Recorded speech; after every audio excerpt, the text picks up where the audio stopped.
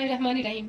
Welcome to MBBS pulse. जैसा कि बच्चों हमने पहले आपको बताया था कि आप लोगों ने कौन कौन सी बुक्स फॉलो करनी है, आपको सब बता दिया गया था कि आप लोगों ने एब्डोमेन पेल्विस के लिए कौन सी यूज़ करनी है, हेड एंड नेक के लिए कौन सी यूज़ करनी है, और बाकी जो आपके तीन एम्ब्रियो, हिस्टो और न्यूरो उनके लिए कौन सी बुक्स यूज़ करनी है। अब आप लोगों को बताना है कि उनकी वेटेज क्या है। ये है कि एनाटॉमी में जो है वो एक तो ये बात बताई थी ना कि आप लोगों ने हर सब्जेक्ट को जो होता है वो इक्वल तरीके से टाइम देना होता है, कि किसी को ज़्यादा टाइम देना होता है, किसी को कम टाइम देना होता है, ये आपने खुद मैनेज करना होता है। लेकिन ये कि किसी भी सब्जेक्ट को छोड़ के नहीं जाना। तो अब हमने सबसे पहले डिस्कस करना है कि एब्डोमेन पेल्विस। अब पहले भी रीजन बताई थी कि एब्डोमेन पेल्विस ही क्यों। एब्डोमेन पेल्विस इस वजह से क्योंकि इसकी वेटेज सबसे ज़्यादा थी। अब हम देखने लगे कि कितने इनमें एमसीक्यू आते हैं और कितने एमसीक्यूज आते हैं। एब्डोमेन पेल्विस में से जो है वो यूएचएस ने आप लोगों के तीन एमसीक्यू रखे हुए हैं और 9 एमसीक्यूज रखे हुए हैं। अब ना आप लोगों को बताने लगे कि कौन कौन सा चैप्टर आप लोग सबसे पहले करो, क्योंकि एनाटॉमी में सिलेबस इतना ज़्यादा होता है तो आपको ये जरूर देखना पड़ता है कि आप लोग जो है वो किस तरीके से पढ़ोगे तो आप लोग का पेपर जो है वो हो जाएगा। ये नहीं मैं कह रही कि आप लोग छोड़ के चले जाओ, लेकिन मैं ये कह रही हूँ कि आप लोगों ने जो सबसे पहले आप लोगों ने देखना कि आप लोग कैसे क्यों सॉल्व कैसे हो रहे हैं। अब देखो जैसे हमारे पास सबसे पहले आ गया कि एंटीरियर एब्डोमिनल वाल है। ठीक है, आपको अब यूएचएस ने क्या पैटर्न रखा हुआ है कि उसने रखा है एब्डोमिनल वाल में से एक एससीक्यू रखा हुआ है। अगर आप एब्डोमिनल वाल और पेरिटोनियम करके चले जाते हो, ये तो एंटीरियर एब्डोमिनल वाल है ना, एब्डोमिनल वाल में एंटीरियर भी आ सकती है, पोस्टीरियर भी आ सकती है। आपने इन दोनों को तैयार करना है और साथ में पेरिटोनियम को, तो उससे आप लोगों का एक एससीक्यू सॉल्व हो जाएगा। और आगे एमसीक्यूज है तो एमसीक्यूज भी उसमें एक आ रहा है। फिर पेरिटोनियम है तो पेरिटोनियम में भी एक, मतलब कि आप एंटीरियर एब्डोमिनल वाल, पोस्टीरियर एब्डोमिनल वाल और साथ में पेरिटोनियम करते हो तो आप लोगों के दो एमसीक्यूज और साथ में एक एससीक्यू सॉल्व हो जाते हैं। उसके बाद आगे आ जाता है इसमें विसरास। जो विसरास है उसमें 4 एमसीक्यूज रखे हुए हैं और एक एससीक्यू है। तो इस तरह करके आप लोगों के दो एससीक्यू एब्डोमेन में से सॉल्व हो जाते हैं। अब हम लोग आने लगे पेल्विस में। पेल्विस में सबसे पहले जो होता है पेल्विस, क्योंकि एब्डोमेन पेल्विस जो है वो बहुत एक मेजर टॉपिक है, लेकिन जो पेल्विस है ना उसको हम ये कह सकते हैं कि एब्डोमेन से छोटा है। अब पेल्विस है तो उसमें से एक जो है वो हमारे पास एससीक्यू आएगा। अब एमसीक्यूज जो होते हैं वो कैसे आएंगे, जो एमसीक्यूज होंगे ना वो हमारे पास पेल्विक वाल। अब जैसे कि आप देख सकते हैं कि जो पेल्विस है ना इसमें सबसे पहले आपने इंट्रो तैयार करना होता है कि पेल्विस की वॉल, डायफ्राम और साथ में जो होता है ना इसकी पेरिटोनियम जो होती है उसमें से एक एमसीक्यूज आएगा। अब इसके जो विजरस है ना वो भी हमारे पास 4 इसके विजरस होते हैं, उनमें भी एक जो है वो एमसीक्यूज आएगा। और फिर उसके बाद आगे जो होता है ना इसकी यूरोसेंट्रल डायफ्राम जो है और या फिर पेरिटोनियम होगी उसमें भी एक एमसीक्यूज आएगा। टोटल मिला के जो होता है वो 3 एमसीक्यूज आएंगे और साथ में जो है वो हमारे पास एक एससीक्यू आएगा।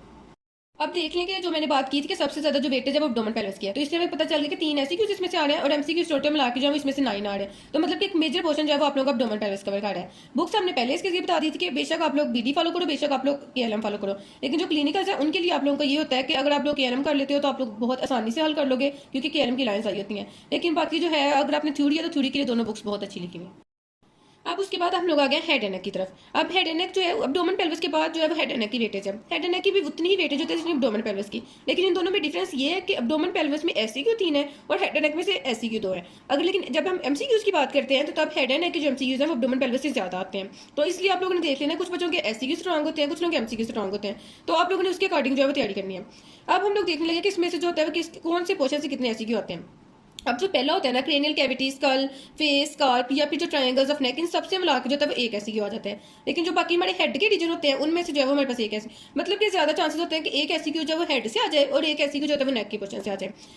उसके बाद जब हम लोग एमसीक्यूज को अगर देखें ना तो एमसीक्यूज में ये सीन होता है कि जो कोई सिर्फ कुछ टॉपिक होंगे जिनमें से दो होंगे, बाकी जो है वो उनमें से एक आ जाएगा। लेकिन जो सबसे ज्यादा जो हमारे पास इंपॉर्टेंट होता है ना वो ये ट्रायंगल्स वाला टॉपिक होता है। तो ट्रायंगल्स में से आप देख सकते हैं कि इसमें से 2 एमसीक्यूज हमारे पास आ रहे हैं। फिर उसके बाद एक इसमें जो मेजर चीज होती है ना कि जो क्रेनियल नर्व्स होती है ना वो हमारे पास न्यूरो में भी इंक्लूड होती है और वो हेड एंड नेक में भी इंक्लूड होती है। अब ये यूएचएस की अपनी मर्जी होती है कि वो इनको हेड एंड नेक एमसीक्यूज बना के दे दे या फिर इनको न्यूरो एमसीक्यूज बना के दे दे। तो इसलिए आपने क्रेनियल कैविटी और जो क्रेनियल नर्व्स है इनको बहुत अच्छे से पढ़ना है ताकि आपका हेड एंड नेक एमसीक्यूज भी सॉल्व हो और साथ में न्यूरो एमसीक्यूज भी सॉल्व हो। आगे आप देख सकते हैं कि जैसे ये रीजन है टेम्पोरल रीजन, प्रियोरिटी रीजन, इनमें से आपके 2 एमसीक्यूज आ रहे हैं। फिर उसके बाद आगे जो नेक के विजरस है, माउथ, फेरेंक्स, टंग, इसमें से आपके 2 एमसीक्यूज आ रहे हैं और बाकी नेजल कैविटी एंड लिरिक्स इसमें से जो है वो एक एमसीक्यूज आ रहा है। अब इधर से पता चल आपको हेड एंड नेक की भी हमने वेटेज बता दिया कि हेड एंड नेक का जो है वो कितना है। हेड एंड नेक ये कि बहुत आसान है और इस पे ये होता है कि इसमें थ्योरी जो है वो बीडी पे बहुत ज्यादा अच्छी लिखी हुई है, लेकिन ये कि क्लिनिकल्स के लिए फिर भी आपने जो है वो केएलएम को फॉलो करना है। वो साथ साथ आप लोगों को हम लोग सारे जो है वो केएलएम की क्लिनिकल्स बता देंगे कि कौन कौन सा आपने करना है और कैसे करना है, वो सारी वीडियोस अपलोड हो जाएंगी। जैसा कि आपको मैंने पहले ही बताया था कि जो हेड ये पोर्शन आते थे हेड नेक और एब्डोमेन पेल्विस ग्राफ्स में। अब हम लोग आ गए एम्ब्रियोलॉजी पे। एम्ब्रियोलॉजी के बारे में मैंने आप लोगों को पहले भी बताया था कि बच्चे क्या करते हैं वो ग्राफ्स पे ज्यादा फोकस करते हैं और एम्ब्रियोलॉजी छोड़ के चले जाते हैं। लेकिन एम्ब्रियोलॉजी का भी पास करवाने में उतना ही हाथ होता है जितना कि ग्राफ्स का होता है, तो इसलिए आप लोगों ने कभी भी एम्ब्रियोलॉजी को नहीं छोड़ के जाना। एम्ब्रियोलॉजी को अगर आप अच्छे तरीके से करके चले जाते हो तो वो होता है कि बुक्स की लाइन आई होती है। अब उसमें देखने का कितने एमसीक्यूज, इसमें से जो सबसे मेजर टॉपिक है जो कि केएलएम पे लिखा हुआ है वो है हमारे पास यूरोजेनिटल सिस्टम। अब वो क्यों मेजर है, वो इस वजह से कि उसमें से 3 एमसीक्यूज आ रहे हैं। एक यूरिनरी सिस्टम में से आएगा, उसके साथ ही मेल रिप्रोडक्टिव सिस्टम और उसके साथ ही फीमेल रिप्रोडक्टिव सिस्टम। तो मतलब कि इनमें से 3 एमसीक्यूज जो है वो आपके सॉल्व हो जाएंगे। तो बाकी उसके बाद आगे जीआईटी इंपॉर्टेंट है, जीआईटी में से जो है वो एक एमसीक्यूज आ रहा है। फिर हमारे पास डिफरेंशियल ऑपरेटर्स जिसको हम हेड एंड नेक भी कहते हैं एम्ब्रियोलॉजी में, तो उसमें भी आपका एक एमसीक्यूज आ रहा है। उसके बाद आगे रिस्पायरेटरी सिस्टम और बॉडी कैविटीज, इसको हम एज अ माइनर टॉपिक में भी कंसीडर करते हैं, लेकिन ये कि एमसीक्यूज की वेटेज इसमें भी सेम है, लेकिन यह कि इनमें बहुत कम जो चांसेस होते हैं कि। फिर उसके बाद जो होता है ना सीवीएस है, जो अब 4 मेजर टॉपिक है ना जो एम्ब्रियोलॉजी के, उनमें यूरोजेनिटिव सिस्टम है। फिर उसके बाद जो है सीवीएस आता है, सीवीएस के बाद जो है हेड एंड नेक आता है, और हेड एंड नेक के बाद जो है वो हमारे पास डाइजेस्टिव सिस्टम जो कि जीआईटी है। ये 4 मेजर टॉपिक्स हैं। उसके बाद आगे जो माइनर में होता है ना वो बॉडी कैविटीज और रिस्पायरेटरी सिस्टम होता है, और नर्वस सिस्टम और आई एंड ईयर में से बहुत कम होता है कि एचएस इनको फॉलो करे। लेकिन ये कि आने का कोई पता नहीं होता कहाँ से आ जाए, जैसे हमें जो एसईक्यू आ गया हुआ था ना, हमें बॉडी कैविटी से ही जो है वो एसईक्यू आ गया हुआ था।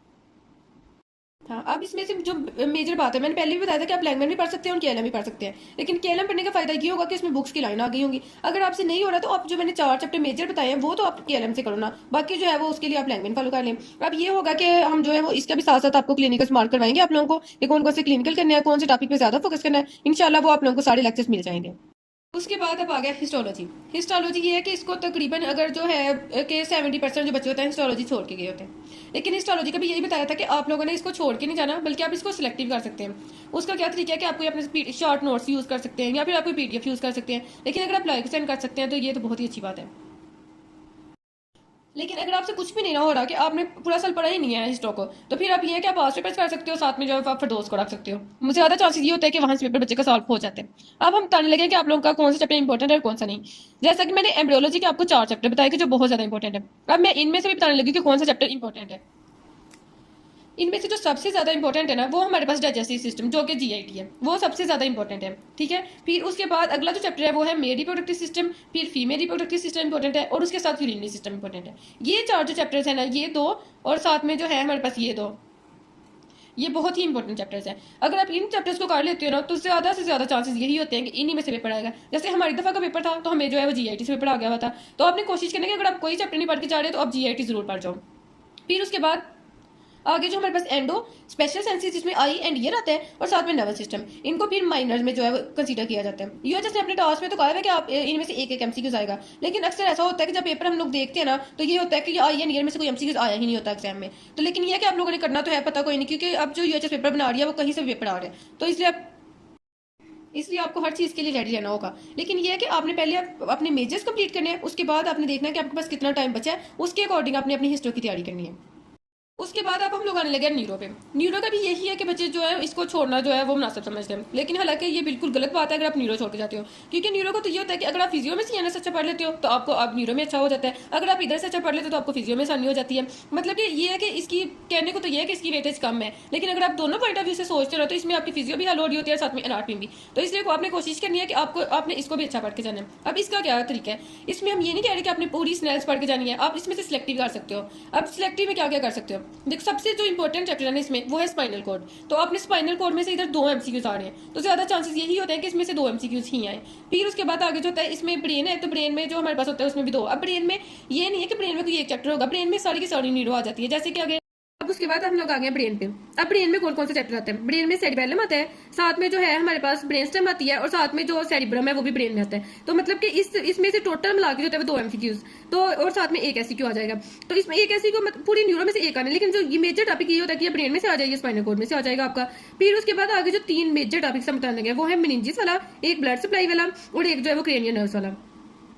अब जो है कि न्यूरो जो है वो करनी तो सिलेक्टिव होती है, तो उसके अकॉर्डिंग आप देख लें कि क्रेनियल नर्व्स है तो उसमें से एक एमसीक्यूज है। फिर उसके बाद ब्लड सप्लाई ऑफ ब्रेन भी है, तो बहुत ही ज्यादा इंपॉर्टेंट है कि इस पर जितना स्ट्रेस दिया जाए उतना ही कम है। ये बहुत इंपॉर्टेंट चैप्टर है, हर साल इसमें से एमसीक्यूज आते हैं, तो इसमें इसको भी आप नोट डाउन कर लें। साथ में मेनिंजिस है तो मेनिंजिस को भी कर लें। फिर हमारा एक वेंट्रिकल्स वाला चैप्टर होता है, वेंट्रिकल्स में से भी एक एमसीक्यूज आना होता है। उसके बाद स्पाइनल कॉर्ड है, स्पाइनल कॉर्ड में से 2 आ जाएंगे और ब्रेन में से भी 2 आ जाएंगे। उसके बाद एससीक्यू पहले बता दिया कि इसमें से एक, क्योंकि इसमें से एक एससीक्यू आता है, इसी वजह से जो है कि न्यूरो की जो है इतनी वेटेज नहीं होती है, तो बच्चे इसको जो है लाइट लेते हैं।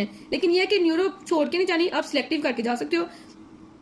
अब हमने आपको सारी बातें बता दी हैं। एक बात रह गई थी ये कि न्यूरो में क्रॉस सेक्शंस बहुत ज्यादा इंपॉर्टेंट है। बहुत ज्यादा ये चांस होता है कि आपको पूरा एससीक्यू पार्ट, अब पास्ट पेपर्स खोलेंगे तो आप देखेंगे कि क्रॉस सेक्शंस इतने ज्यादा आए हुए हैं, तो इसलिए आप लोगों ने साथ साथ इसके क्रॉस सेक्शंस की प्रैक्टिस बहुत ज्यादा अच्छी करके जानी है। अब हमने आपको बता दिया कि कैसे कैसे करना है।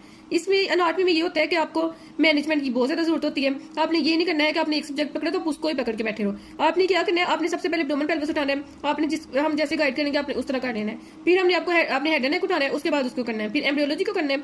फिर आपके 3 मेजर्स हो गए हैं। फिर उसके बाद आपने हिस्टो और न्यूरो में आना है। पहले आपने मेजर्स देख लेना वो किस तरह तैयार में, उसके बाद आपने इन दोनों को देखना है। लेकिन ये है कि पांचों के पांचों सब्जेक्ट जो है वो पास करवाते हैं। ये नहीं होता कभी भी कि कोई के मैं ग्रास केबल होते भी पास हो गया हूँ, कोई के मैं एम्ब्रियोलॉजी केबल होते भी पास हो गया हूँ। पास करवाने में जो है वो पांचों सब्जेक्ट होते हैं। लेकिन अगर आप ये कि आप ये गाइडलाइंस जो है वो टोटली फॉलो करते हैं तो आप बहुत अच्छे नंबर ले सकते हैं, इवन कि आप डिस्टिंक्शन भी ले सकते हैं। थैंक यू बच्चे, हमारी तरफ से यही था। अब ये है कि आपके दोस्तों को भी एनाटॉमी बहुत मुश्किल लग रही होगी, यकीनन आप लोगों को भी ऐसा फील हो रहा होगा, क्योंकि ये फर्स्ट ईयर सेकंड ईयर का सबसे मुश्किल सब्जेक्ट है। तो आप जो है वो उनको भी वीडियो शेयर करें ताकि उनके लिए भी आसानियां पैदा हों और आप लोगों के लिए भी आसानियां पैदा हों। शुक्रिया।